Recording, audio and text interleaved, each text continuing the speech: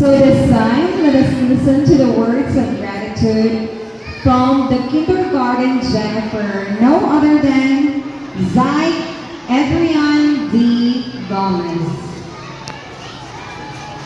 Palakpakan ta si Zai. Our admirable officer in charge, Sir Alpio Panda, honorable guests, amazing teachers, supportive parents, and fellow kinder movers, good afternoon. Today, my heart feels happy and a little sad. I am happy because I'm growing up and moving on. But I'm also sad because I will miss my kindergarten days. To our dear kindergarten teachers, thank you for your patience.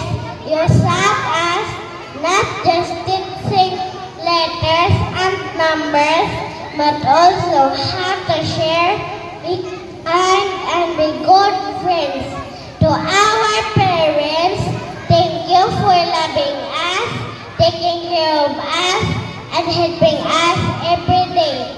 To my classmates, thank you for sharing smiles, laughter, and fun. I hope we all keep learning and being kind to everyone. Congratulations to us. Let's always remember that we can do great things if we work together and believe in ourselves. To our Almighty God, thank you for helping me learn new things and for keeping me safe every day.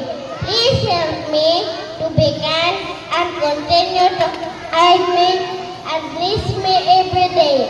Once again, congratulations to all of us, my fellow movers,